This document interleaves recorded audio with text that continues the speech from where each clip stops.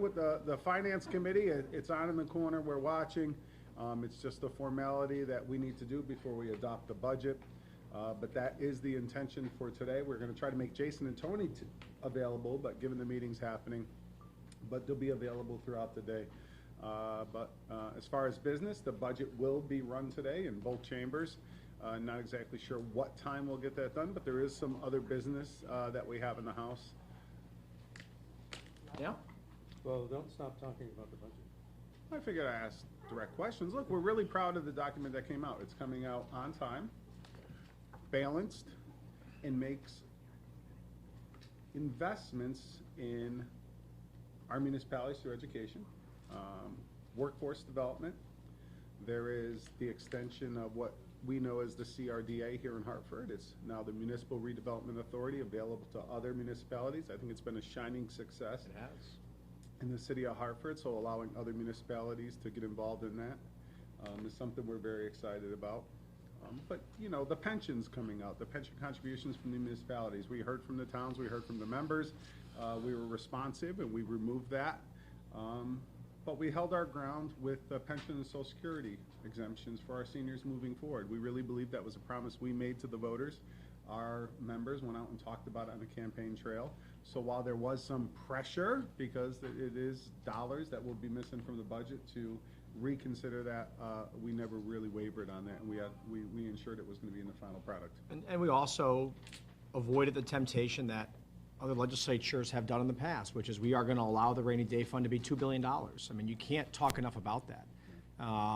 It's hard when members see the ability, maybe in their mind, to spend more on programming they'd like to do or back to their towns. And we held the line very firm on that. And so not only is it a budget that puts us up for a good biennium run, but for future years as well. And we'll get attacked on the floor, and that's fine. But when you propose nothing, nothing. I mean, come on. It's hard to, in this building, it's hard to do anything. We all know that. And everyone's prepared to take shots. But how can you negotiate with somebody, not even a piece of paper, not even a summary of ideas? Bob Stefanowski wrote an op-ed I read on Sunday about how he would balance the budget, okay? I wanted to respond to him.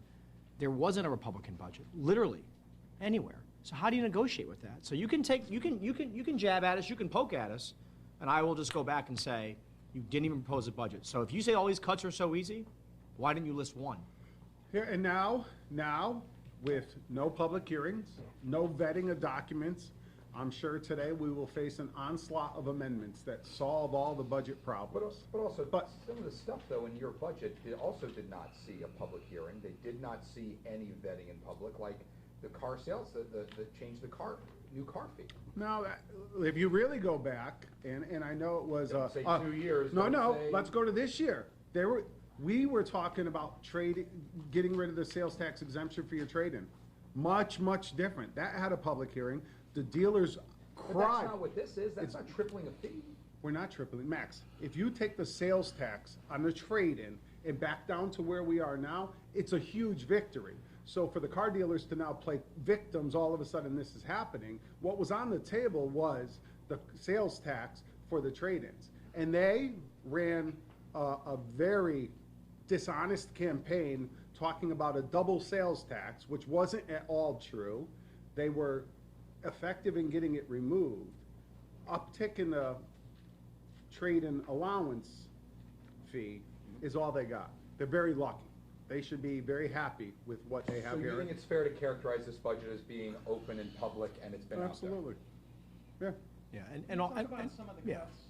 You just mentioned cuts. All right, so we got $1.5 billion in the first year. Can you run through some of that? I know a lot of it's getting mushed together, but We would really need Tony here for that, and she's still going through the document this morning. As you know, the document came out 4:30 yesterday, and with Jason and the finance committee. What do you mean, Ken, by cut? I'm like, when you say 1.5 billion, you mean that was the deficit basically? Yeah. But it's filled mostly by three things. The hospital tax, which by the way, the hospitals want us to do. There's an agreement. We have a negotiated settlement. So when you vote no today, you're voting against your hospital. The teacher pension reamortization. For the first time, Jody Rell tried to deal with this back in 2000, when they did the first POBs. 2009. 2009. For the first time in 10 years, we can say to our business community, there's not going to be a $4 billion problem in 4 years. That's the other big piece of it. And then it was growth. Those three things are the linchpin of how you get to 1.5 billion. There are not massive cuts really to any social service programs or municipalities in There's the this. state employee healthcare savings over 2 years. And there's that too. Hundreds of millions of dollars. Yep. Can we talk about the debt-free community college for a second? It's my understanding that that would be funded through some online lottery draw revenue, which may or may not come to fruition. So if that doesn't come through, I mean, that's basically insolvent, right? I think it will come through right now. If memory serves me, it's booked for year 2. And we should be able to move forward with that. The discussions about sports gambling and everything else, as you know, are ongoing. But we feel very comfortable with the online, the iLottery per se, for year 2. And there's also Pell Grants that as more kids enroll in a community college that we get. That's why if you saw the fiscal note, believe it or not, it was actually a positive Yes. revenue, on the revenue side to do it, so that you have that aspect as well. And it's in year 2, so you could revisit it. The so-called mansion tax on 2.5+ million home sales, did anyone ever consider the fact that the people who sell those homes and their office help, they're just middle-class people, and if this decreases those sales, it's gonna affect them? It is targeted at the individuals that would sell, and it is paid by the seller. Yeah. And it would be forgiven if they stay in the state of Connecticut. The only time they're gonna pay it is if they sell and leave And the state move, of Connecticut. right. If you stay in the state of Connecticut, it's fine. And- It's gonna be, you're gonna get all that money back. And Why would we somebody define sell a middle house and class stay? differently. We define middle class differently. But 2.5, I don't know if I could get that stretchy with the No, no, definition of I'm it. not saying that the seller is middle class. I'm saying the people who sell the homes and who work for the real estate agents are middle class. But this doesn't impact them at all. Yeah, it's the list We have a price, the list conveyance price. now, right. But this hikes it up, doesn't it? Hikes what up? There is a It's a conveyance high- tax on a millionaire tax. It's it's different. It's a different tax that a conveyance tax will take place in those homes that are valued more than 2.5. And why would It someone is sell pay- a home and not leave this? Because they would downsize, like a lot of families do. You raise your kids, they go to You mean buy college. another you're trying to Sure. encourage them to buy another house. In Connecticut, yeah, absolutely. I actually think it's one of the more clever ideas in the budget. Could you speak to the pass-through entity tax? Because I'm sure people who pay that tax and who'll be paying more will be looking at it as an income tax increase. Given the tax breaks that they received from the federal government, which totaled for Connecticut taxpayers, I sat in Jason's briefing, so I'm hoping to get this right, about $300 million in additional money came back into those individuals in the state of Connecticut. Under our plan, we would only be recapturing just under 50 million of it. So there's still 250 million to the good. So if it's considered a new tax, then okay, fair enough, but you're just receiving less of a tax break than you were receiving Yeah. before from the federal government. And I heard somewhere that it's pretty much a wash, that what they were getting before was still a better deal than now. Is that Yeah, correct? No yeah, question. yeah, there's still 250 million to the good. The 300, just so I understand, the 300 was in state and federal, or explain Which the 300? So the $300 million in additional dollars that came to those individuals that have the pass-through entities was provided by the Trump tax breaks. Here in the state of Connecticut, we're reclaiming only 50 million of that through our state income tax. And we did it to get around, it was a SALT workaround, right? And so that's why it was established. So they're so. still getting a tax break that's not as big. That's Yeah. right. And And someone says, I read an article where someone said, you know, what happens next year or the year after? And you can say that with any issue. I hate when people say that. Well, this is the slippery slope. It's a legislature. Anything can change next year, 2 years, 10 right years from back now. at it. Legislators do. Can you do an incidence analysis on that kind of thing? Jason has it. Okay, He actually the has. Republicans are saying it's gonna reach down to people making as little as 75,000, as opposed to the real high Yeah, earners. but it is a percentage wise, so it will be, Jason actually has a great little graph he can show you that he Yeah. did. It goes down to, I guess there are actually some businesses that claim zero. I guess they're the ones that are affected the most. They are gonna have to pay like $250 or something. I had a guy call me in my district, actually, and he said that he acknowledged that he made about $15,000 last year as a result of how we did this workaround and the pass-through entity tax. And this reduction will be about an $800 less, so he'll be making $14,200.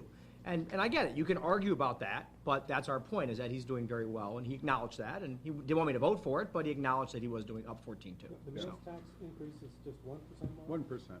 But there used to be some discussion about channeling that to the cities and towns, Mhm. that went Well- away?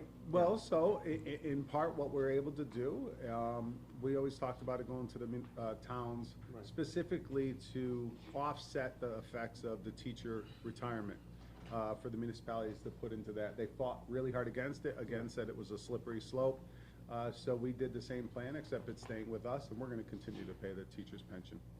It very easily could have been reversed, but they had no appetite for it. We earmark that for teachers' pensions or no? It won't be earmarked. Again, I feel very strongly about earmarks, the flexibility that we need in the legislature. And once you say it is absolutely going to happen and then something changes, we're criticized for lying to the voters. So we will not You were very earmark it. strong about the opioid tax, sitting in that chair a few days ago. What has happened since? Well, the whole plan that Representative Scanlon will be moving forward has changed dramatically.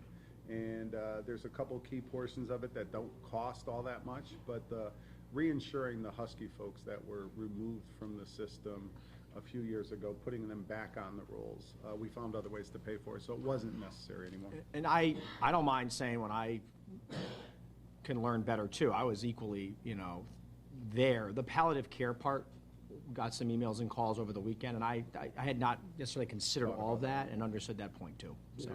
Some will be passed through. Yes, to people who are taking end-of-life stuff, and I figured it was hard. On the topic of education, with as much as this budget does for funding, why eliminate the STEM income tax credit for those students? The STEM income tax, the break for new graduates, I don't, Right. did we? We did, Yeah. okay, yeah. Yeah. Tough choices. It's never been, It's delayed, yeah. Can you talk Tough about choice, yeah. the success on the progressive side? I mean, obviously, minimum wage, FMLA has been a big success, but you have critics who will say, is this the time to do that when Connecticut businesses are already strapped, Are you still supportive? I mean, obviously you are, but yeah. don't you think that could have damaged all of this all at once? I'll pick one and the majority leader can go at the other one because we sit next to each other enough. I know where the better points are. But FMLA, it's going to be paid for by the workers. And every other state has done it, has not seen the fraud, has not seen the sky falling. I spoke with New York business people that think it's the best program they can offer, and especially with the municipality, with the individual workers paying for it. It's a great program. They're allowed to stay home when needed to care for sick family members and also take care of folks that are not doing well. I don't see it as a big issue. Minimum wage, also, that money's coming back to our economy. The more money that's available for the lower wage earners in the state of Connecticut, it is immediately spent. It is spent on groceries, on TVs, on furniture, and allowing someone to live with dignity in the state of Connecticut is what we want. I can't see, if everybody's on a level playing field, how it's going to drastically affect business so But much. how do you compute that there's gonna be more money? If I'm an employer and I Yeah. only have so much. Okay, give me a I only- business, I for only instance, have- I Mark. only have so So you're a much pizza for shop. payroll. Yeah, I You're only you're a have so pizza much for shop. payroll. Okay, so if everybody in your neighborhood has more monies, you're going to sell more pizzas. So you can pay more. But if every business Yeah, has so much for payroll. sure. They're not. Well, give me the business you're talking about. Give me a Right. business. I don't care what the business is. No, I mean, I've got- it's an example because. I've got if- $100,000 for payroll in my small business. Okay. $100,000. How do you expand that, money? By the numbers of employees that I have. No. If I can't afford to give them all raises. But if you sell more- I get rid of some of them. But Mark, So if the you same sell amount of money more, goes out. you'll have more. If more people have disposable Well, I income, guess which, that's the chicken and the egg. well, I think it's worked in other states fairly well. Well, I think that the thing that I would also counter is that all the studies on minimum wage don't demonstrate a lot of loss of jobs. And other states that have done it, they've not seen that. So we are using examples from other states to look at that. And also, it really helps with retention. One of the biggest costs for businesses is people can leave because they're going to get paid more somewhere else, right? You are now having people who might be able to say, I can stay here because I see a path to do that. And that stability of maybe a year or two, which might be an entry-level job, versus 4 months and churning somebody out all the training does save them money as well. You were very critical of the CBIA last week. Yeah. Saying, that they come to the table late. And now, you know, they feel that in a way that how could you expect them to be happy with all of these things that are coming at once? What do you think for that? There's a lot of really good things in the budget too. What about the workforce development, the municipal redevelopment authority, the supporting of local education? One of the biggest tax issues here in the state of Connecticut is property tax. All right, so we'll cut the municipalities. What are they gonna do? They're gonna raise property tax. So I think what the majority leader was saying, and again, not speaking for him, is you can be critical on certain aspects, but you should be supportive of the other aspects. There's a lot of really good things in this budget. The hospital deal that the governor was able to broker brings that stability to the state. The hospitals are some of our largest employers. If you talk about the spin-off businesses from the hospital, whether it's laundromats, food, I mean, they do a lot of things for the state of Connecticut, and having that be an issue that's settled, they should have commented on that. So, again, not speaking for them, but let's look at it in totality. You can say the things you don't dislike, but talk about the things you like. Yeah, and I met with some, you know, I talked to some of their representatives, and I didn't apologize. I didn't say anything I felt bad about. But what I would say is, to the speaker's point, is that it kind of goes back to what I was saying about having no budget proposal from the Republicans. If we're trying to fix the state and we're trying to move in a good direction, it is not helpful to simply always just say what you're against. Sometimes it's got to be what you're for.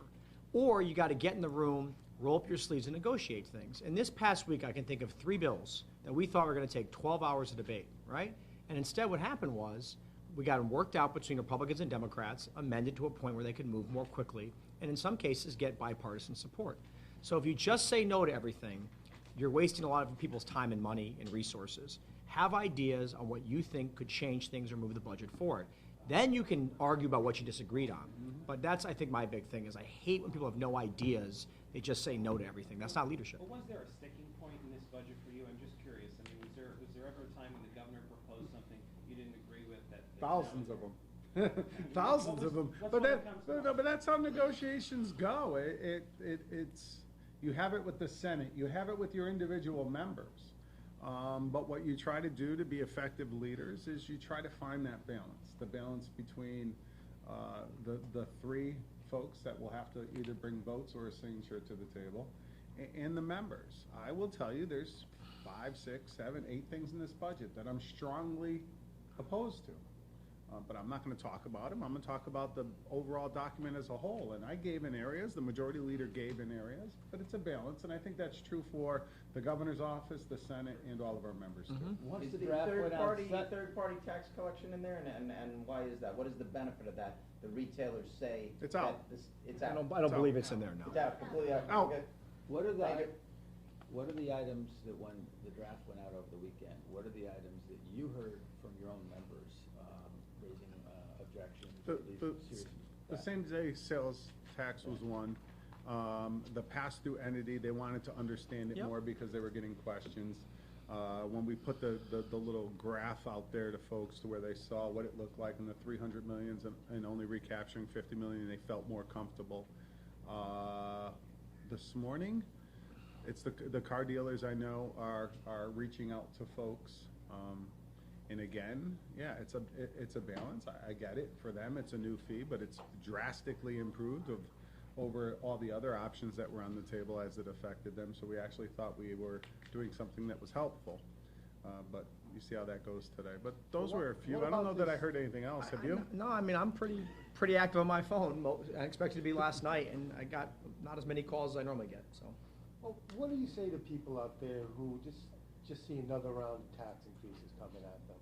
Whether it's, you know, if I go to a restaurant and get a soda from a soda fountain, or plastic bag, or pass-through entity tax, I mean, there's gonna be, you know, the reaction's gonna be out there. Yeah, What do you say to those people? The pass-through entity tax was really about progressivity to us. The restaurant tax was about paying in part for the teacher's pension. We would have directly done it through the municipalities, but they really were opposed to that. So we found that as the balance. The plastic bags is more about adjusting people's behavior. Yeah, it's an We would environmental like, policy. it's an environmental policy.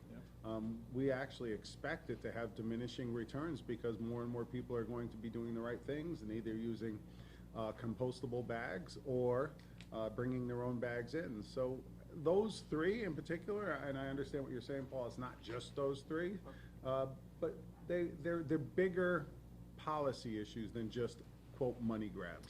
And what I would say to, sorry, Max, one thing, what I would say to these people too is I would say, okay, so what would you have done differently? Or what legislator that you support, what was their proposal to do differently? And they would say, well, you could make cuts. And I say, okay, do you have a list of those cuts? Property, do you want to cut municipal aid to raise property tax? Do you want to cut social services? But seriously, okay, give us a counter proposal.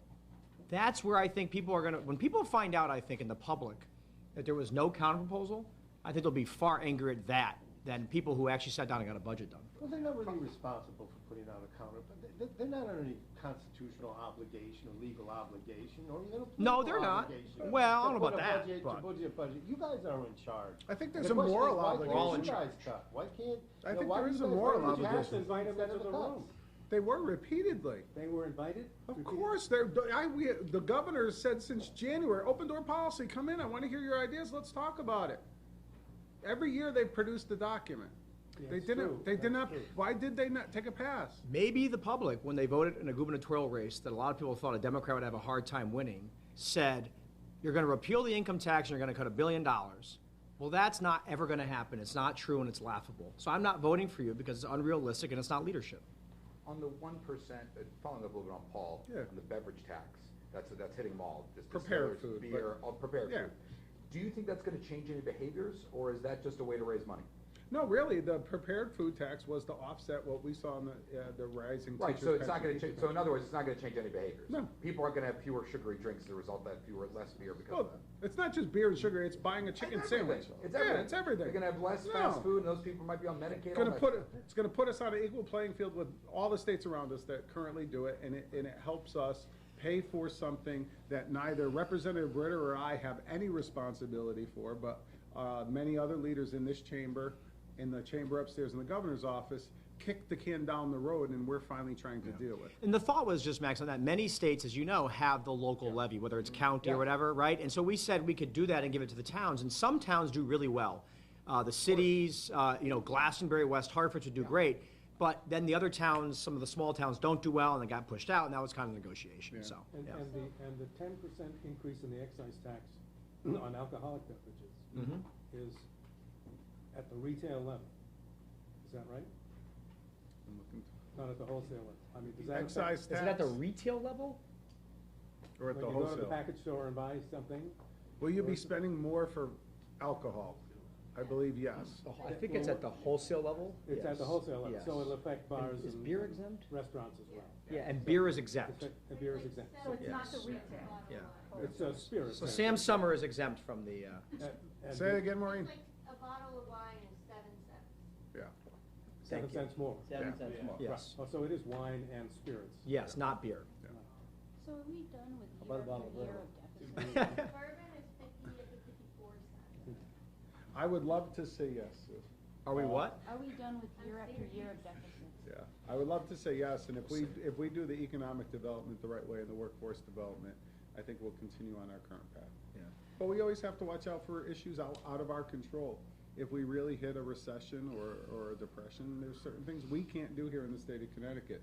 But knowing that we've done the right thing and left the $2 billion in the rainy day fund will be helpful. And that's the key. We are hedging our bets against it. And look, that's probably the hardest job that Joe has is people can say, well, you can't, past years you could say, we literally cannot do that, right?